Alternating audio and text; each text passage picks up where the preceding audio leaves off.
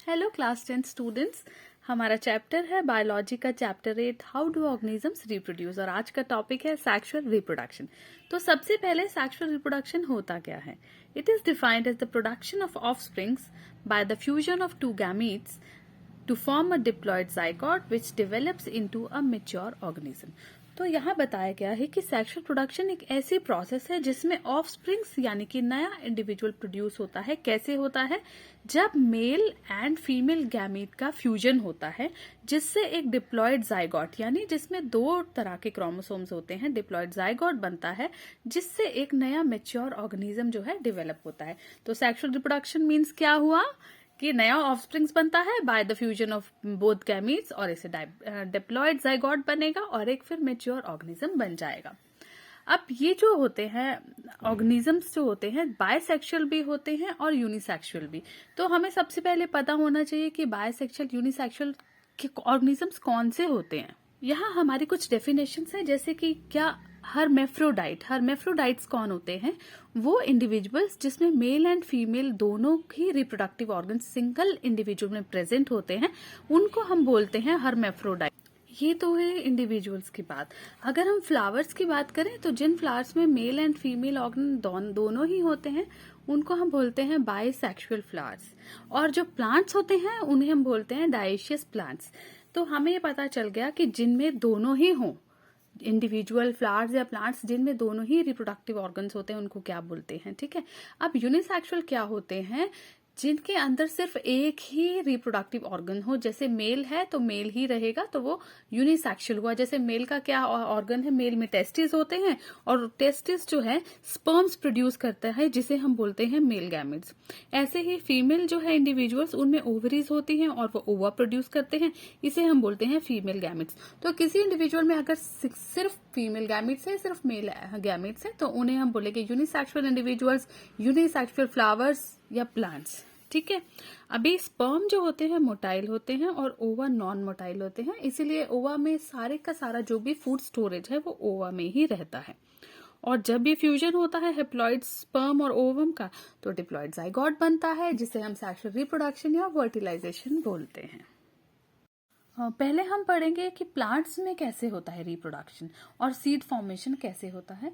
तो ये हमारा जो मेथड है ये 3 प्रोसेसेस इन्वॉल्व करता है। पहला है पॉलिनेशन, देन फर्टिलाइजेशन होता है और उसके बाद पोस्ट फर्टिलाइजेशन चेंजेस रहता है। तो सबसे पहले पॉलिनेशन क्या होता है? पॉलिनेशन एक ऐसी प्रोसेस है जिसमें पॉलन ग्रेन्स एंथर्स से जो पॉलन ग्रेन्स होते हैं ट्रांसफर होके उसी फ्लावर के स्टिग्मा में या फिर दूसरे फ्लावर के स्टिग्मा में ट्रांसफर होते हैं जिससे कि पॉलिनेशन होता है। तो अगर वो सेम ही फ्लावर में ट्रांसफर हो रहा है, स्टिग्मा है, यानी कि वो फ्लावर क्या है? बाइसेक्सुअल। एक ही फ्लावर में अगर दोनों ऑर्गन्स हैं तो वो सेम फ्लावर के अंदर ही रहेगा कि transfer of pollen grains from anther of a flower to the stigma of same flower, तो हुआ बाइसेक्सुअल। अगर वो यूनिसेक्सुअल फ्लावर है तो क्या होता है? एंथर जो पॉलन ग्रेन्स है एंथर से दूसरे फ्लावर के स्टिग्मा में ट्रांसफर होते हैं जिससे पॉलिनेशन जो है वो स्टार्ट होता है। पॉलिनेशन 2 तरह का होता है, एक होता है self pollination and second is cross pollination. Self pollination जो है अपने आप ही होता है, इसमें सेम प्रोसेस यही रहती है, transfer of pollen grains from the anther to the stigma of the same flower और अनदर फ्लावर। ये कहाँ होता है? जैसे कि ग्राउंड नट में देख लो, इंडियन सॉरेल है, गार्डन बलसाम है, इन सभी में सेल्फ पॉलिनेशन रहता है। अब क्रॉस पॉलिनेशन क्या होता है? इसमें भी सेम है कि ट्रांसफर होगा pollen grains from the anther from of one plant to the stigma of another plant. But यहाँ पे क्या है, कुछ ऐसे सोर्सेज हैं जो पॉलिनेशन में हेल्प करते हैं, जैसे कि इंसेक्ट्स हो गए, बर्ड्स हो गए, विंड हो गया, वाटर हो गया। विंड हवा चली तो जो एंथर है वो एकदम से उड़ के दूसरे फ्लावर के स्टिग्मा के ऊपर चला गया तो यहाँ पॉलिनेशन हो गया। या इंसेक्ट्स होते हैं, बटरफ्लाइज होते हैं, वो एक फ्लावर से दूसरे फ्लावर तक जो है ये ट्रांसफर कर देते हैं एंथर को, पॉलन ग्रेन्स को एंथर से स्टिग्मा पे, और यहाँ पर पॉलिनेशन हो जाता है। तो ये दोनों प्रोसेसेस सेम है, बस एक जो है अपने आप ही हो जाता है और दूसरे में जो है विंड, इंसेक्ट्स, बर्ड्स या वाटर की हेल्प से वो ट्रांसफर हो जाता है। पहले हम देखते हैं कि सेल्फ पॉलिनेशन और क्रॉस पॉलिनेशन में डिफरेंस क्या है। तो हम इनके कैरेक्टर्स देखते हैं। अकरेंस मतलब कहाँ पर होता है। तो सेल्फ पॉलिनेशन जो है एक ही फ्लावर में होता है, या फिर 2 फ्लावर्स जो होते हैं, एक ही प्लांट के 2 फ्लावर्स में हो सकता है, विदिन अ फ्लावर और between 2 flowers of a same plant, या तो एक ही फ्लावर में हो जाएगा या फिर एक ही प्लांट के दोनों फ्लावर्स में हो जाएगा। बट क्रॉस पॉलिनेशन क्या होता है, 2 flowers of 2 different plants of same species. यहाँ स्पीशीज सेम होती है बट फ्लावर्स जो है डिफरेंट प्लांट्स के भी हो सकते हैं। ये आपको समझ आया कि यहाँ एक प्लांट एक ही फ्लावर के बीच में होगा या एक प्लांट में अगर 2 फ्लावर्स लगे हैं उसमें होगा। और यहाँ क्या है, स्पीशीज सेम होनी चाहिए, बस फ्लावर्स चाहे एक प्लांट पे लगे हो चाहे डिफरेंट प्लांट्स पे लगे हो, उससे कोई फर्क नहीं पड़ता। उसके बाद है एजेंट ऑफ पॉलिनेशन। यहाँ कोई भी एक्सटर्नल एजेंट की जरूरत नहीं होती क्योंकि ये सेल्फ हो जाता है। और यहाँ एक्सटर्नल एजेंट्स कौन से होते हैं, विंड, वाटर, इंसेक्ट्स, बर्ड्स, कोई ना कोई एक्सटर्नल एजेंट रिक्वायर्ड होता है क्रॉस पॉलिनेशन में। इसके बाद है प्रोडक्शन ऑफ पॉलन ग्रेन्स। अब यहाँ बहुत कम अमाउंट में, बहुत छोटे अमाउंट में पॉलन ग्रेन्स प्रोड्यूस होते हैं, इसीलिए कोई वेस्टेजेज नहीं होती। और यहाँ पर क्या होता है, क्रॉस पॉलिनेशन में बहुत ज्यादा ही पॉलन ग्रेन्स जो होते हैं वो प्रोड्यूस होते हैं, जिससे तो वेस्टेज तो होती ही है। ठीक है, इसके बाद है अपीयरेंस ऑफ फ्लावर्स। फ्लावर्स कैसे दिखते हैं, सेल्फ पॉलिनेशन में फ्लावर्स अट्रैक्टिव नहीं होते, मैक्सिमम टाइम ना अट्रैक्टिव नहीं होते और इतने कलरफुल भी नहीं होते, सिंपल से होते हैं। और क्रॉस पॉलिनेशन में क्योंकि क्रॉस होता है तो इसीलिए अट्रैक्टिव भी होते हैं और पेटल्स भी बहुत ज्यादा कलर्ड होती है। इसके बाद है नेक्स्ट पॉइंट है फ्रेग्रेंस एंड नेक्टर। अब फ्रेग्रेंस कैसी होगी, नेक्टर कैसा होगा, तो जो सेल्फ पॉलिनेशन है वहां पे उन जो प्लांट्स फ्लावर्स होते हैं उनकी कोई फ्रेग्रेंस नहीं होती, कोई सेंट नहीं होता, कोई नेक्टर नहीं होता। बट जो क्रॉस पॉलिनेशन में होते हैं वो एक अलग सी सेंट होती है हर फ्लावर की और अलग ही नेक्टर प्रोड्यूस करते हैं। इसके बाद ऑफस्प्रिंग्स जो प्रोड्यूस होते हैं वो कैसे होते हैं, इनका जो जेनेटिक मेकअप होता है सेल्फ पॉलिनेशन में वो बिल्कुल अपने पेरेंट जैसा होता है, बिल्कुल ही मतलब सेम रेस मेंटेन होती है, जरा सा एक इधर से उधर का कोई वेरिएशन नहीं होता क्योंकि सेल्फ पॉलिनेशन है। अब क्रॉस पॉलिनेशन में क्या होता है, जो ऑफस्प्रिंग्स होते हैं वो अपने पेरेंट्स के जेनेटिक मेकअप में कुछ डिफर होते हैं और इसीलिए धीरे धीरे क्या है, जनरेशन टू जनरेशन वेरिएशंस आती जाती हैं। तो यहाँ आपको कुछ समझ आ गया होगा self pollination and cross pollination में कितना माइनर सा डिफरेंस है, बट जो ऑफस्प्रिंग्स निकलते हैं उसमें हमें डिफरेंस पता चलता है। पॉलिनेशन के बाद जो हमारा सेकेंड प्रोसेस होता है ये होता है फर्टिलाइजेशन। अब फर्टिलाइजेशन कब स्टार्ट होता है, जब पॉलन ग्रेन्स यानी कि मेल गैमेटोफाइट्स विंड या किसी भी सोर्स के थ्रू ओव्यूल पर जाकर ट्रांसफर हो जाते हैं और वहां चले जाते हैं, तो हमारा पॉलिनेशन कंप्लीट होता है ट्रांसफर में और वहीं से ही फर्टिलाइजेशन की प्रोसेस शुरू होती है। अब जब पोलन ग्रेन्स जो है ओव्यूल के ऊपर चले गए, ठीक है, तो क्या होता है, वो वाटर एब्जॉर्ब करते हैं, स्वेल अप होते हैं और जर्मिनेशन स्टार्ट होती है जिससे कि पोलन ट्यूब्स बनने लगती हैं। अब इतनी सारी पोलन ट्यूब्स बनती हैं और वो स्टिग्मा में ग्रो करती हैं, बट उनमें से सिर्फ एक ही ऐसी ट्यूब होती है जो स्टाइल के थ्रू पास करती है और ओवरी की तरफ जाती है। अब ओवरी में जाने के बाद उसको ओव्यूल में जाना होता है पोलन ट्यूब को, तो पोलन ट्यूब क्या करती है, ओव्यूल में कैसे एंटर करती है, थ्रू द माइक्रोपाइल। माइक्रोपाइल के थ्रू वो ओव्यूल में एंटर करती है और जैसे ही एंटर करती है वो वहां पर बर्स्ट हो जाती है और मेल जो न्यूक्लियस है वो वहां पर फ्री हो जाता है। अब वहां जो है एम्ब्रियोनिक सैक में एग यानी कि फीमेल जो गैमेटोफाइट्स हैं वो वेट कर रहे होते हैं कि फ्यूजन के लिए। अब जैसे ही मेल न्यूक्लियस वहां पर निकलता है वो एग के साथ वहां पर यूनाइट हो जाता है और उसके बाद हमारा डिप्लॉयड जाइगोट बनता है। ये जो प्रोसेस होती है ओव्यूल के अंदर, जब फीमेल एग और मेल जो स्पर्म है वो आपस में यूनाइट होते हैं, इस प्रोसेस को बोलते हैं सिंगैमी। बाद में क्या होता है, जब ये यूनाइट हो गए, फ्यूजन हो गया, डिप्लॉयड जाइगोट बन गया, लेटर ऑन ये धीरे धीरे फूड लेते हैं और स्वेलअप हो जाते हैं और इसके बाद एक नया फ्रूट डेवलप होता है। ये जो सारी प्रोसेस है ये मैं आपको अभी डायग्राम के थ्रू भी बताती हूँ। चलिए नेक्स्ट जो हमारा टॉपिक है वो है डबल फर्टिलाइजेशन। फर्टिलाइजेशन हमने पढ़ लिया, अब डबल फर्टिलाइजेशन क्या होता है।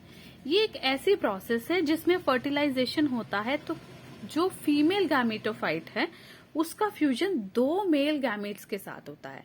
जब सिंगल फीमेल गैमेट और मेल गैमेट का फ्यूजन होता है तो उसे फर्टिलाइजेशन कहते हैं, बट यहाँ पर जब एक फीमेल गैमेटोफाइट का 2 मेल गैमेट्स के साथ फ्यूजन होता है तो हम इसे बोलते हैं डबल फर्टिलाइजेशन। इसमें क्या होता है, अभी एक तरफ तो क्या हो रहा है, एक स्पर्म सेल जो है एग के साथ फ्यूज हो रहा है, वहां पर हमारा बन गया जाइगोट जिसके बारे में हमने फर्टिलाइजेशन में बात की। दूसरी तरफ क्या होता है, एग का फ्यूजन होता है दो पोलर न्यूक्लियाई यानी कि दो मेल न्यूक्लियाई के साथ, जिससे क्या बनता है, एंडोस्पर्म। और ये डबल फर्टिलाइजेशन जो है मैक्सिमम किन प्लांट्स में होता है, ये होता है एंजियोस्पर्म्स में। चलिए डायग्राम से देखते हैं fertilisation in a flowering plant. ये है हमारा पोलन ग्रेन, ये विंड के थ्रू यहाँ पर आया, फीमेल जो गैमीटोफाइट है यहाँ पर जो था ओव्यूल का मुंह खुला हुआ था, ओपन था, तो यहाँ से ये इसके यहाँ पर गया, ये स्वेल हुआ और जर्मिनेशन स्टार्ट हुई, तो बहुत सारी ऐसी पॉलन ट्यूब्स बन गई। बट इनमें से सिर्फ एक ऐसी पॉलन ट्यूब है ये वाली, जो स्टाइल के अंदर ये पास हुई और ये ओवरी में गई और यहाँ पे इसने ओव्यूल में जाना है। तो माइक्रोबाइल को क्रॉस करके जैसे ही ये ओव्यूल में गई तो बर्स्ट हो गई और यहाँ पे ये सारे मेल जो न्यूक्लियस हैं, मेल हार्मोन्स जो हैं, ये अंदर चले गए। ये एनलार्ज करके दिखाया है ओव्यूल, ओवरी के अंदर का पार्ट। ये हमारा ओव्यूल है, एम्ब्रियोनिक सैक है, ठीक है। यहाँ पे जब दो मेल न्यूक्लियस के साथ एक एग का, फीमेल एग का जब फ्यूजन हुआ तो ये हो गया डबल फर्टिलाइजेशन। और जब यहाँ पर एक फीमेल एग और साथ में एक मेल न्यूक्लियस का जब फ्यूजन हुआ तो बन गया जाइगोट। इस तरह से ये सारी प्रोसेस फर्टिलाइजेशन की ये पोलन ट्यूब से होता हुआ गया। ये सारी जो है प्लांट्स में होती है। फर्टिलाइजेशन के बाद हमारा जो नेक्स्ट स्टेप है वो है पोस्ट फर्टिलाइजेशन चेंजेस, यानी कि फर्टिलाइजेशन के बाद जो जो चेंजेस आते हैं जाइगोट में वो देखेंगे हम। तो इसकी वजह से क्या होता है, सीड बनती है। पोस्ट फर्टिलाइजेशन चेंजेस में सीड में एम्ब्रियो भी होता है और साथ साथ स्टोर्ड फूड भी होता है, जिसे हम एंडोस्पर्म कहते हैं, स्टोर्ड फूड को। ये किस लिए जरूरी है, ताकि सीडलिंग की इनिशियल ग्रोथ हो सके, वो भी बड़ा हो सके। अब क्या होता है, ओवरी के अंदर ही, ओव्यूल के अंदर ही क्या होता है कि जाइगोट डिफरेंट टाइम्स, मतलब वो सेवरल टाइम्स जो है डिवाइड होना शुरू करता है, माइटोटिक डिविजन्स होते हैं उसमें रिपीटेड, जिससे कि एम्ब्रियो बनता है। ये सारी प्रोसेस हमारी अभी ओव्यूल के अंदर ही चल रही है कि एम्ब्रियो बन रहा है। अब एंडोस्पर्म न्यूक्लियस से एंडोस्पर्म बन गया, जो हमारा फूड का काम करेगा, जो स्टोरेज टिश्यू होगा सीड के लिए। और एम्ब्रियो और एंडोस्पर्म दोनों ही मिलकर क्या बनते हैं, सीड। यानी कि सीड के ये दो चीजें अंदर रहती हैं, पहले आपको बताया है। अब ओवरी फ्रूट में बदल जाएगी, डेवलप होके फ्रूट बन गया। ओवरी वॉल जो होती है उससे पेरिकाप बनता है, जिसको हम फ्रूट वॉल, यानी ओवरी तो फ्रूट हो गया और ओवरी की वॉल क्या हो गई, फ्रूट वॉल हो गई। ओव्यूल किस में डेवलप होता है, सीड में। और जो ओव्यूल की वॉल है वो एक प्रोटेक्टिव सीड कोट बना देती है, ताकि उसको कोई भी किसी बाहर की किसी भी तरह का प्रेशर नहीं पड़े। तो इसको जो प्रोटेक्टिव सीड कोट होती है इसको हम बोलते हैं टेस्टा। ये देखिए हमारी बात हुई अभी कि ओवरी फ्रूट में डेवलप होती है और ओवरी वॉल्स जो है फ्रूट वॉल बन जाती है। फिर ओव्यूल सीड में डेवलप होता है और उसकी वॉल कौन सी होती है, प्रोटेक्टिव सीड कोट, जिसको हम टेस्टा बोलते हैं। अब जो एम्ब्रियो होता है सीड के अंदर रहता है, बिल्कुल डोमिनेंट कंडीशन में रहता है। जब तक उसको फेवरेबल कंडीशंस नहीं मिलती तब तक एम्ब्रियो ऐसा का ऐसे ही सीड के अंदर पड़ा रहता है। अब क्या हुआ, जैसे ही एनवायरमेंट से फेवरेबल कंडीशंस मिली एम्ब्रियो को, उसी टाइम जर्मिनेशन स्टार्ट होती है और एक छोटा सा सीडलिंग जो है वो निकल जाता है और ये सीडलिंग फाइनली धीरे धीरे एक बड़े प्लांट में ग्रो कर जाता है। तो ये जो सारी प्रोसेस है सीडलिंग की, मतलब सीड से कैसे सीडलिंग होती है, निकलती है, डेवलप होती है, उस प्रोसेस को बोलते हैं जर्मिनेशन। जब एम्ब्रियो जो है develops into a seedling under favourable conditions, तो इस process of development of seedling from a seed is called germination. चलिए आज का सेशन यहीं तक, मिलते हैं नेक्स्ट सेशन में। Thank you.